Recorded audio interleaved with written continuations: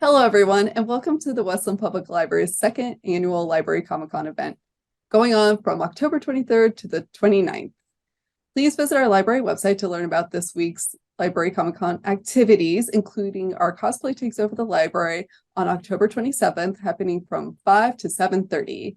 During that time, the Pacific Northwest Guild of Cosplayers will be joining us to do 2 demonstrations, as well as volunteers will be available to talk about their craft. We'll have trivia. We'll have our very popular prize wheel that we had last year, and so much more. As the title of this video insinuates, we are here to talk about our favorite manga, which is how I personally got started into the world of comic books and nerddom, starting back with Dragon Ball Z and Sailor Moon and their single issue releases before they got into this novelized form. My name is Sarah Chesney. I'm an adult services librarian here at the library, and I'm responsible for acquiring graphic novels and manga for the collection upstairs.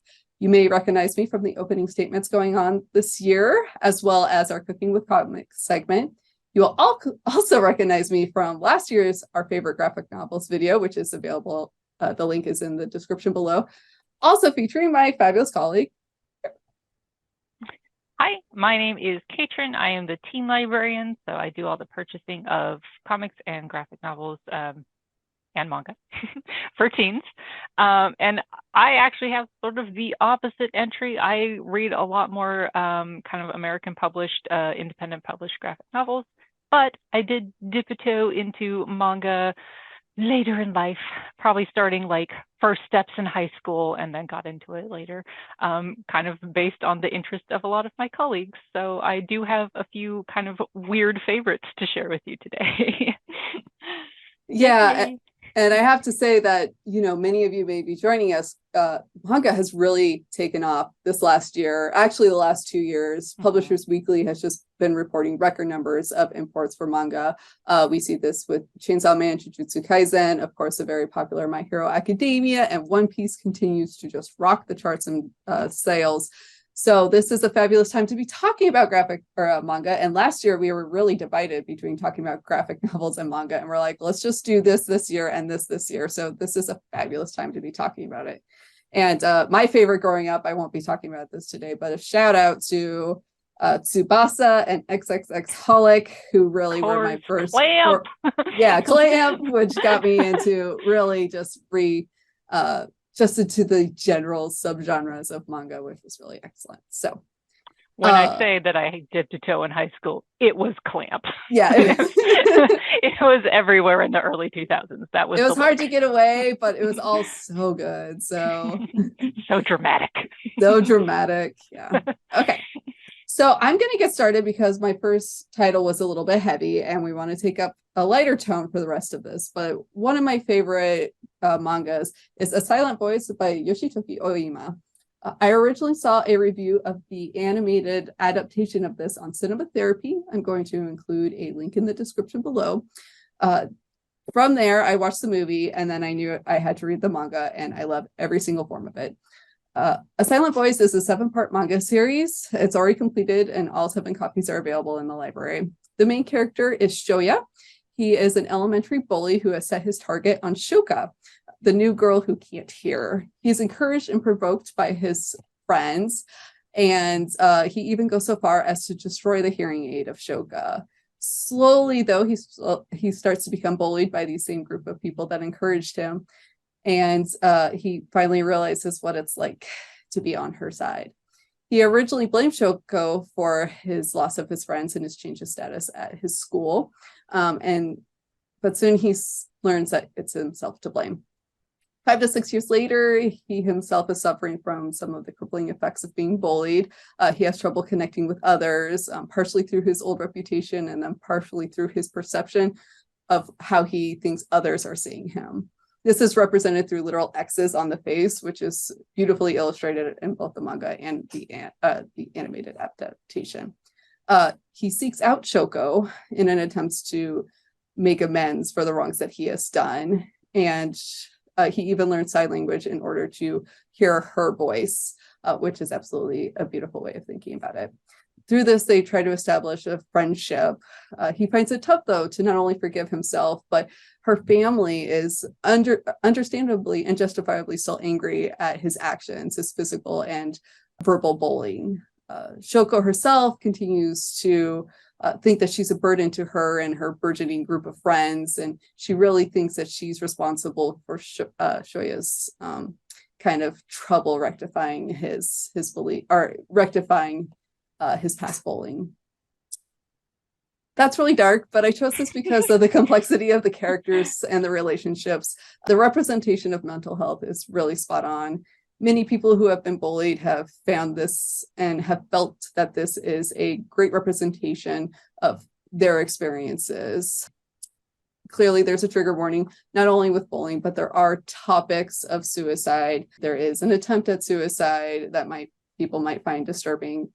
I find that this is a beautiful story of forgiveness, but I also want to say that anybody who has experienced bullying has a right to their own emotions, and this is not a story that dictates other people's experiences. So yeah, that was my first heavy pick, but I highly encourage it. If you just kind of want to get a sampling, again, I recommend that you go to Cinema Therapy just to see the animated adaptation of it, just to get a sense of what it's about. Again, Silent Voice by Yoshitoki Oyama, available now in the library. I think that's something that I noticed right away when I kind of started getting more into manga. I don't think manga ever had, and I don't know like a real deep history of it, but I don't think they ever had the limitations like the comic book code in America. So I think they did get into a lot of heavier topics and were more comfortable with them by the time, they hit the titles that I was reading as a younger person. So I was always like, oh, this is so real, where you were getting maybe a bit more dramatized version of that sort of thing in American comics. The American comics I was reading at the time, obviously. No, I do think that's really on point. There is a lot of things that were like, are they allowed to do that? Like, exactly, yes. Our character, and that was one of the things that I like about My Hero Academia is the boy, the main hero, Deku, cries. And people would be like, are boys allowed to cry? It's just like, oh, it's just so sad and so relieving at the same time that people can find their voice in different mediums. Nice, I see what you did there. That wasn't intentional. I wish I was that brilliant. Just own it. Okay, well, I think I'm moving on with, I think, gonna say the heaviest of the titles that I picked. Also has an anime adaptation going on. I believe this title started in like 2016, and it is Moriarty the Patriot, written by Ryosuke Takeuchi and art by Hikaru Miyoshi. Hikaru Miyoshi did Psychopaths, which is another kind of like more sci-fi action-y. So when I talk about the action in this book, you'll know that it is being handled by a professional. So Moriarty the Patriot is I'm going to call it historical fan fiction. There is a deep love of Victorian England in a lot of Japanese anime and manga. It's really kind of like a popular setting, and it is handled just on a spectrum. This falls somewhere between, I want to say, Black Butler and Kaoru Mori's Emma. So there's notes of historical accuracy, but that's not the main point. And I picked this one because it is very fun, and you don't really have to have, accurate or deep or parts of it probably get deep, but it doesn't have to be like great literature for it to be a good story or just enjoyable. I don't even know if I would say like, is it a good story or am I just having fun reading the chaos? And I think in this one, it does delve into a lot of chaos. Gonna start out by saying it is rated T+ in America, so that means it's more for the 14 to 18 age range, and that is due to so much violence. It's very edgy. So if you like a little bit of edge in your comics, you're gonna love this one because it's also very madcap. So basically, it is a Sherlock retelling, but this one kind of takes the side and the viewpoint of Moriarty, who is there are a variety of Moriartys in this one. So it's kind of a family. So there are two adopted brothers, William and Louis, who are adopted into this aristocratic family. They are both street orphans. They're adopted to an aristocratic family that had two sons originally. Something happens. Years later, they have one son, and that is Albert. So there are three Moriarty brothers kind of taking the place of the character of James Moriarty. They nod to this. They all have the middle name James in the manga. So that's kind of where you get that. So it focuses on William Moriarty, who is kind of the mastermind behind all of the crimes. But his crimes are all done in the name of justice. And it's a really interesting take, because I feel like a lot of times when you have the aristocratic Victorian England setting in Japanese manga, that's all you're getting. But this really addresses like the classism and the problems in Victorian England. So a lot of homework was kind of done on that. So the bad guys are more or less usually kind of like the aristocracy taking advantage of the lower classes. Mm-hmm. And so Moriarty, William Moriarty, having grown up on the streets, really decides that he's going to reform England. So he becomes the crime consultant, whereas Sherlock is, the consulting detective. Moriarty is like the dark shadow of that. And it's fun. It plays with really fast and loose with everything from characters to story beats to history. They really love their tall top hats, which at the point of Sherlock is really not so much a thing anymore unless you're going to a fancy party. But they love them, and so they're evident in this story a lot, which is fine, because the main point, I think, is sort of like the edgy storytelling. There's lots of like gruesome crimes, like horrific crimes committed upon the lower classes in this. So all of the responding crimes, I want to say, from Moriarty do feel justified by the time you get there. So I would recommend this one to anyone who kind of likes zaniness. It is built for shippers. So if you like that sort of thing, all aboard. And I recommend it simply for the golden retriever personified, that is Dr. Watson, and the completely unhinged Sherlock. They are great characters. It's super fun to read. But again, do bear in mind, it comes with a bit of an edge and a lot of violence. So that is my first pick. Moving on. No, I don't think that's going to get any better with my second recommendation, but I was just hearing all that, and that's kind of, I think that was published, if I remember, kind of before a lot of the redemption arcs were coming out, like of these villains who had this pretty good motives, such as the Joker and Cruella de Vil. So this was published before that. So just to think of this setting the tone for all those. And that's the tone for it. Yeah, what could have been. It's great. So I mean, this Deadpool actually, and what you were just saying, the manga adaptation, Deadpool Samurai, story by Sanshiro Kasama and art by Hiraku Uesugi. This was published very recently, and it might be tame compared to what you're just describing. It might be. Well, no, I think it will be, because this has to do with Deadpool being stationed in Japan. He's trying to set up an elite task force. Of course. The thing is that this is also a fan fiction of a fan fiction. It's an inception of a fan fiction. So you get very much probably canon for Deadpool. It is the breaking the fourth wall is just all the time. I love it.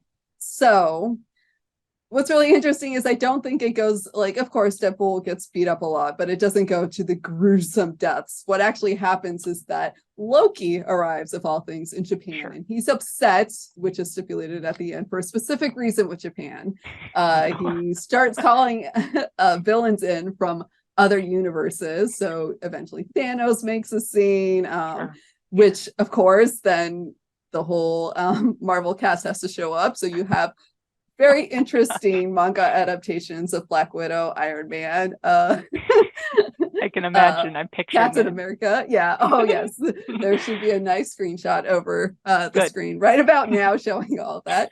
One of my favorite things about this is you were just cracking up with probably every third or fourth page because it is typical Deadpool. And just tons of cultural nods to various nerdisms. So in particular, I got the nod to Spider-Man Into the Spider-Verse when Sakura Spider-Man was doing her introduction, and she was like, and one more time. I'm like, I got that reference. One of my Captain America. One of my favorite, and a screenshot will be coming up right about now, is when our much beloved All Might, oh, you can't see that, All Might shows up. And I had originally not picked up this manga. I was like, this sounds interesting, I'll read it later. And then I was flipping through this when I first ordered it. I'm like, wait, is that All Might? And so from My Hero Academia. So I'm like, well, now I gotta read this. It's in typical fashion. So Deadpool or Wade Wilson tends to talk to the audience a lot and break the fourth wall a lot, which is why we read him. The snarkiness is there. I think the violence is actually quite tame compared to yours because he does get beat up a lot, but his two sidekicks at one point become indisposed, and it is just him. He gets to meet himself from another universe. There's love and chimichangas. So I highly recommend this just for the hilarity of it. It's only 2 parts right now. I can imagine them going more, but it seemed pretty final in the second volume. So he doesn't die. Of course he can't. Plus he'll be in the movies coming up. But it's a fun read. It's definitely newer. I would be, I was a little cautious about recommending this as one of my favorite, but every time I go and just I was rereading it for this, and I just snickered like every few pages. So it's definitely a fun read, a light read, a quick read because of how just entertaining it is. And then with all the references, you can almost have your own bingo where you're like, got it, understood that.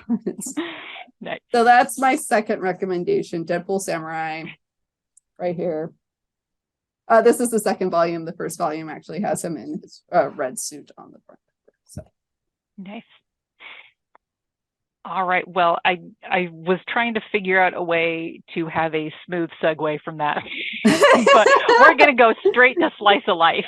Yes. So, the segues only work my way. They really do. Okay, so moving on to Slice of Life. The next one that I picked is actually another kind of new ongoing one. In fact, I don't know that any of the ones that I picked are ended. So I was like, gotta pick new ones. So the second one that I picked is Play It Cool, Guys, which is by Kokone Nata, art and words. And this one is in color, which I kind of liked. So as I said, this is a slice of life. It is purely about a group of guys who look very cool, and they're all massive dorks. That's it. That's the concept. So definitely, I would say this one, not so much pick up for the plot, but definitely pick up for how incredibly charming it is. It is bright. It is colorful. The characters are super charming. I think the shtick is that they're all clumsy and dorks, but they all kind of deal with it in a different way. So you have Hayate, who is just perpetually embarrassed by everything he does. Like, I think his introduction arc is he goes to the store and like picks out a cute snack and can't pay for it because he forgot his wallet. Previously, he had put the wallet on the counter instead of the drink he was buying. Just like stuff like that, or like tearing open a bag of chips and it explodes all over the place. Very simple, everyday things that you're like, well, yes, I do that too. And so there's really not much of an overarching plot. All characters do meet each other, and you get to see them interact. There is then Shun, who is kind of the denier. He's the sports guy, kind of forgetful. Whenever he gets caught doing something dorky, he's like, yeah, I meant to do that. So he's very fun. Then, oh my gosh, Mima is he's an office worker. And I think he is the most like space cadet of the group. Like, he'll just do things and not realize it. And he's like, oh, I guess I did that today. And people are like, why did you keep reaching for your glasses? He's like, I think I wore contacts. Bless. And then Soma, who is a cinnamon roll and deserves all of the love because he is the one who just like, he spends the entire time laughing at himself. And I think it's very sweet.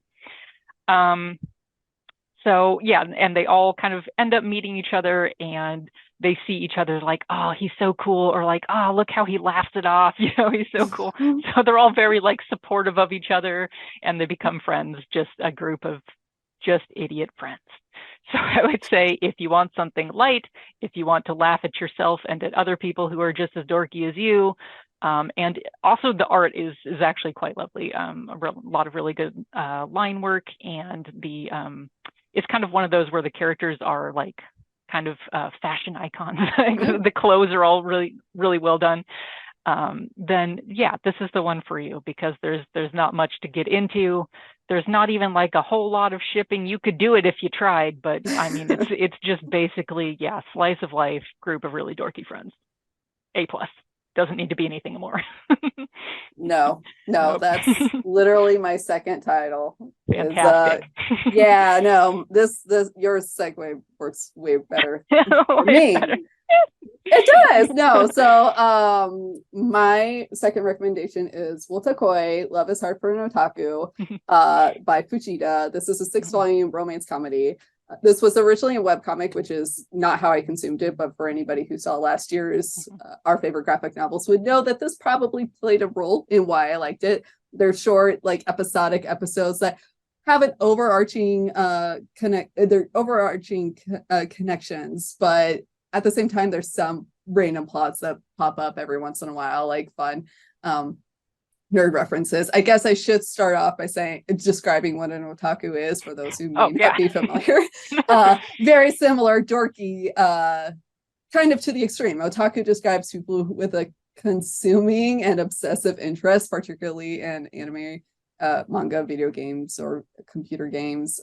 This used to be a pejorative word in Japan, and much like here with geek or nerd, it's kind of been adopted by the subculture and worn as a badge of pride. So I definitely consider myself an otaku, not to the extreme of a lot of the characters in this, but it's definitely something that I wouldn't find offensive if somebody called me it. So the story follows Narumi Momose, who is an office worker. It's not the cool like fashion icon. Everybody wears the same stuff most of the time, but she's an office worker who is trying to hide her otaku fujoshi lifestyle. She actually worked at another place and her ex-boyfriend dumped her because he found out she was an otaku. I mean, that still happens. People still get dumped because they're considered nerds. Yeah, but she deserved better, and she gets better because she goes to this new job where she meets up with her old childhood friend who totally embraced her otaku ways as they were growing up before they separated after high school. He's also an otaku. His name is Hirotaka Nufuji, and he is a gamer otaku. And they soon begin to date, and the story really follows this kind of navigation that they make from going from friends, otaku friends, to boyfriend and girlfriend. They are joined by a very eccentric cast of characters, which all have various otaku interests. This might be another calm, like I just like reading manga with cute, like fighting girls, kind of like Sailor Moon, who I'm going to cross-dress as a man for cosplay events and become well recognized. So although this manga does a great job at describing the various otaku interests and the ways that people who are interested in this express this in their life, either through their relationships or attending conventions and cosplays, it can sometimes go into the deep end, making reference on reference on reference. So although I highly recommend this, it will be best for those who are deeply already into the otaku lifestyle, who will probably find a lot of humor by going very similarly to Deadpool. I got that reference. Same. Yeah, same. And especially if you identify as an otaku, there is a personality that most likely matches what you feel, and you're going to cheer on that person. There's no real cheering. You're just like, I love all of you. You're all cute in your own. Like, there's a shy gamer girl, and she gets mistaken for a boy because she one dresses very plainly, as well as she loves games and people mistake her for a boy. She's just like, but but I have feelings too. And you're like, oh, I just want to hold you and tell you everything will be all right. So this was adapted into an anime. I think it was originally on HBO Max. I don't know if that's there anymore. When I did an initial search, it wasn't there. But it's predominantly in black and white, and then there's various color pages throughout the manga. So there are some bright sides. There are some, it's very heavily detailed in some, but a lot of it has plain backgrounds, unlike the other ones that I've recommended, which have a lot of details in various different areas. But I definitely recommend it for anybody who just likes nerding out, who just wants a good laugh, light-hearted. Again, you could read halfway through it, have no consequences of stopping. You can even pick it up in the middle of the manga, although you'd be a little confused. I think you'd be able to catch on very quickly. So again, that's Wotakoi. Love is hard for an otaku. That does remind me of one that I didn't pick, but I should point out, called Crossplay Love, Otaku and Punk. And it's basically about two boys. One works at a maid cafe dressed as a girl, and the other boy sees him dressed as a girl and develops a crush on her, and so dresses as a girl to go in and talk to her, and they end up falling in love. It's adorable. Oh my god. It's hijinks for days. I love it. So if you're into that sort of like nerdy kind of like, oh, that might be what you want to pick up. The first volume actually came out and is in the teen room. Yeah, I think it's really interesting. I think we're doing a lot more facial expressions. We're like, ah, and like I feel like that's a representation of the medium that we're reading, because they're often cringe. Like, yeah, like, oh, or excitement or stuff like that. That's definitely explains the. I think the two that we just read, where there's a lot of broad emotions expressed during these. So. Oh, definitely. Okay, so this is an easier segue. Yeah. Okay, so I'm on my own here, because literally my notes for this one just say, look at this cat. And that is Nights with a Cat. I discovered this one actually via, I think, Tumblr.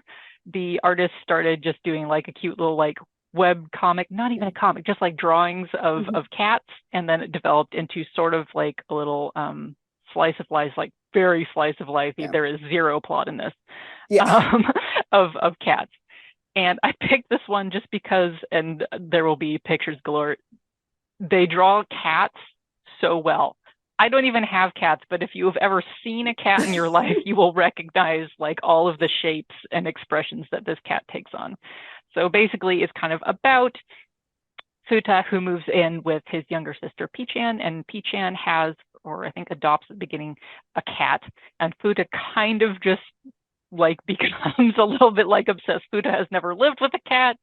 Futa doesn't know cat things, but like just starts observing this cat. And so the entire manga is just all of Futa's observations of the cat, like the different forms that the cat takes and like the different facial expressions. And it is so cute and so peaceful to read that, you know, I would literally recommend this to anyone, particularly cat people. Like, you will see your cat in this cat.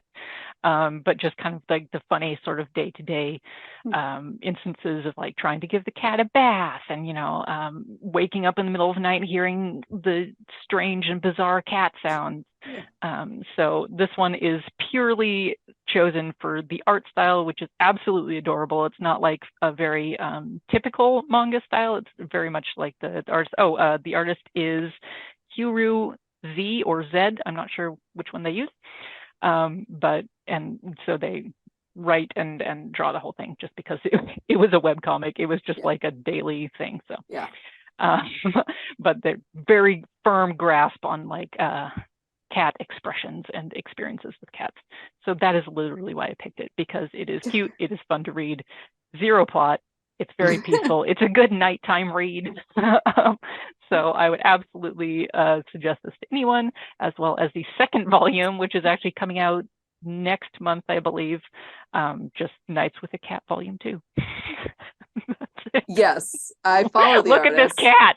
I love that. No, I follow the artist. We actually both bought a copy without realizing it. And we're both like, I'm keeping both copies in both sections so you can all go read it. You need because it's adorable. It's so cute. I didn't recommend, so I also win cat. So we didn't really plan this. She's like, here's all mine. I'm like, well, that's convenient. Here's all mine. Let me start with this awkward one first. So I will also be talking about a cat, but the one that I didn't, I was torn. The one that I almost recommended was with dog and cat, everything is fine, which is equally the shenanigans of what you were just saying, where this woman documents her dog and cat's life together. And the cat in there is just a bully, but the artwork in it, but they also love, they do in their cat way, love the dog and their owner. And they do show their affection, but it's that aspect of it where you're like, this cat is a butthead, and she draws it like a butthead, and you totally see it. So I'm going to put some screenshots up of the various panels because it is so cute, and you're like, this is a cat. Anyways, sorry. I guess that was my recommendation. So I guess here's my other recommendation. So walking. Oh, there we go. Walking cat. I guess I should have gone with a white background. By Tomo Kitaoka. This is Walking Cat, a cat's eye view of the zombie apocalypse, and that was the entire point. So I'm done. I'm just kidding. No, so the end. No, this is literally the cat's eye view. So the zombie apocalypse has started. Various people are living their local struggles, and then they keep all finding this one cat. And I think it's very funny because much like human nature, and undoubtedly I would do this too, they try to save the cat. Despite all reason, all logic, they put themselves into danger in order to save this cat. The cat often reciprocates by going and sometimes finding food, leading them to shelter, just providing comfort. But I think it's really interesting because I think it does show a really what we would do as humans. We would see this cat, we're like, what are you doing, kitty? Why are you here in the zombie apocalypse? The zombies are coming. And the cat would just jump up the wall in some instances, but the people go out of their way to try to save it. And then they're like, but then sometimes the cat's showing them an exit, which is really great. A lot of times it does not end well for the people, as you can imagine. That's why, yes, so many owners. But but the cat lives at the end. So that's great. That's all you need. If you're an animal lover who does not want to see anything bad befall animals, or let's say this cat specifically, then this is for you. This is actually this is not generally my genre. This was, I don't get into a lot of horror or zombie apocalypses. I don't find myself in those. And so I picked this up just because it sounded very interesting. And I started looking at the first couple of pages. I'm like, I would totally do that. This book is about me and all the ways I would die in a zombie apocalypse. A more realistic zombie apocalypse, I feel like everyone else focuses on like, oh, you become a badass with like a sword. No, you just try to save cats and die. That's so true. That's most of us. So that's why I highly recommend it. This is the omnibus, so it contains all 3 volumes that was published in this series. And it's adorable. I mean, they have good representation. I mean, the artwork of the cats are fabulous, so they're always identifiable. And it does get a little bit gory. So for people who don't like gore, you probably would have avoided this one anyways, regardless of whether there was a cat in it. Please go to our other cat recommendations if you're just looking for softer. Yeah. But I did think that this was a fun approach to a typical genre, typical what am I saying? A typical trait, a mind experiment that we all go through. We all talk about how we would survive without ever thinking about what we would do with our animals. So. Or the fact that we wouldn't. Yes. I'm a realist. Please keep your discussions tame in the discussion below. Thanks for setting that off. Oh, no. Okay. Those are all my picks. Great. So heel turn. I saved kind of what I consider to be the most kind of mainstream appeal to the last one. And this is also an ongoing one, but it is a fantasy manga by Kamome Shirahama. art and words. And when I say art, oh my God, this is Witch Hat Atelier. This is so beautiful, and that's honestly why this cover is why I picked it up, because it looks like a woodcut. It looks very like kind of 1920s a little bit, just in the art style and the graphicness. And the cover, it's not just the cover. Every single page, every single cell of this entire series is so beautiful. Like, there is no slacking at all. And that's, I mean, there's a lot of cells that have like that full background, the full, like, you know, depth of field, all that. Even the ones that don't, like, there's cross hatching and there's, you know, it's beautiful. There's no like kind of throwaway panels in this entire comic. And it's not just pretty, it's a very interesting story as well. So it is about a young girl named Coco who lives in a world where magic is real. And when we start, she doesn't really understand it. She just loves it. She thinks it's beautiful. And then one night discovers the secret that magic can actually be performed by anyone, because magic is written. But that is a very, very closely guarded secret among magic users due to past events that they will get into in the comics. So I'm not going to spoil that. And so she is kind of whisked away to this magical school by her master Kifrey, I think you say his name. And he has 3 other students. And so she becomes a student of magic to really undo a mistake she did when she just kind of tried to do it herself, and like, bad things happened. And so it's part kind of coming of age, it's part like magical school genre, really, with just kind of this really interesting world that holds up. It's a unique magical system that's very cool. And so I really like that about it. And then you kind of get into the politics, you find the other side. So you see the guardians of like the secret of magic, and kind of how they address that. Like, there's lots of mind games at play. And then, of course, naturally, there's all the dark secrets held by Master Kifrey and the other sorcerers. This one, again, very charming story. So the story will indeed like keep you reading, but if anything, I feel like the art was kind of what drew me in. And, you know, oftentimes I'll just like flip through it like, oh, you know. Sometimes the art makes a comic, and in this case, it's just a plus that the story is really phenomenal as well. So I look forward to continuing to read it. I think they're on volume 10 right now, 10 or 11.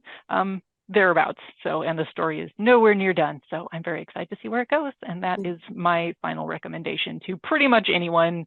I know, particularly fans of fantasy, but if you kind of want to get a good, solid read, that is a manga I would suggest, Witch Hat Atelier. Yes, the artwork. Yes, I read this we're a long both time like, ago. yes.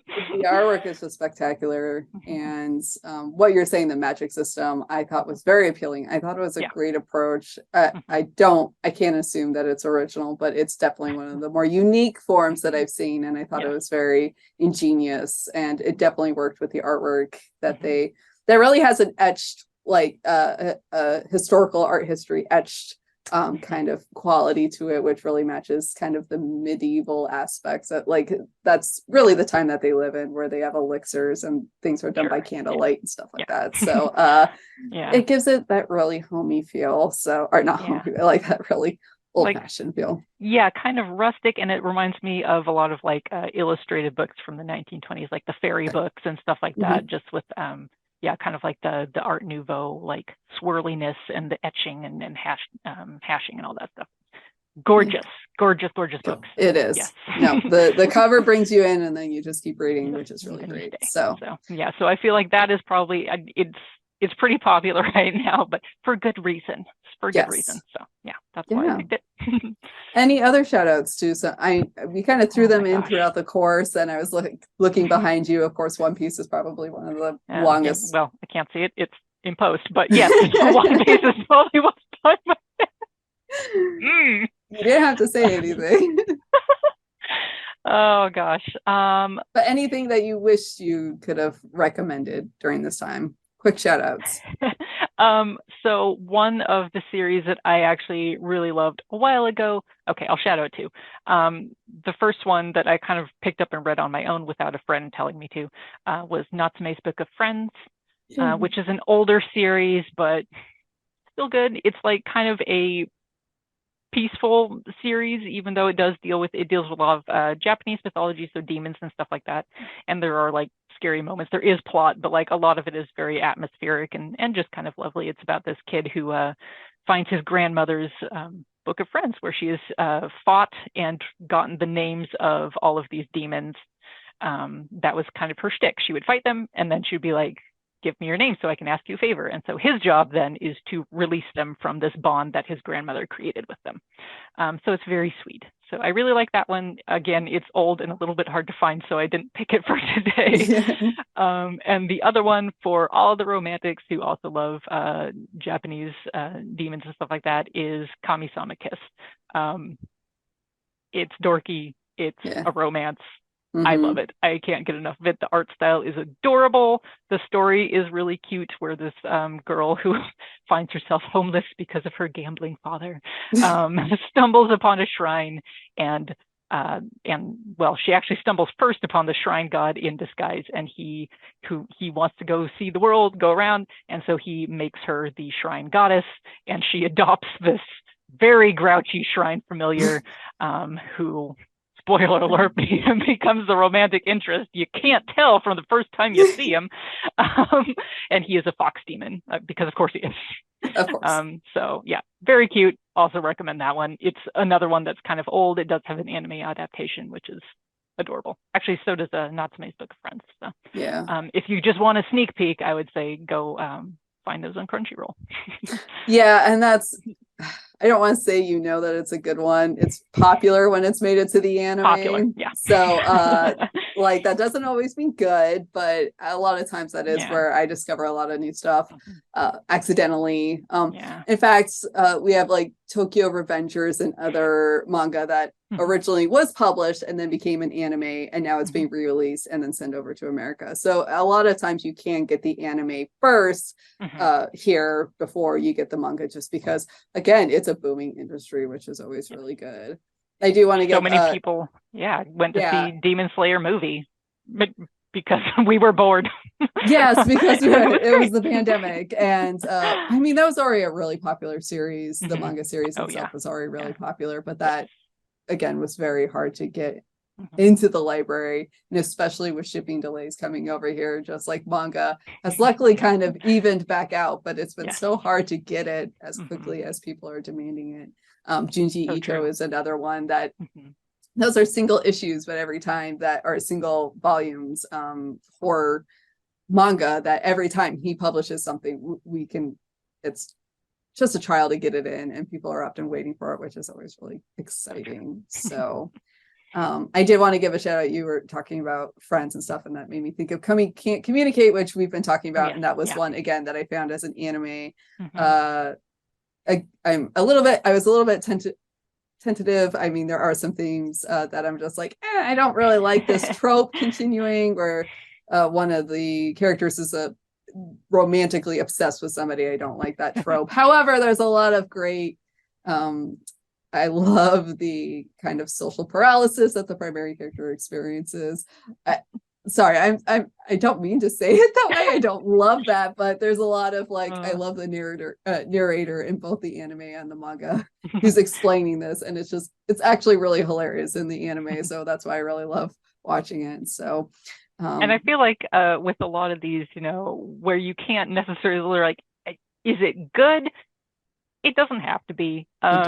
You like what you like, and you can even like something that has like problematic aspects, and you can just compartmentalize that. You're like, I get it. This trope is going to show up, and I feel like a lot of people do that with, the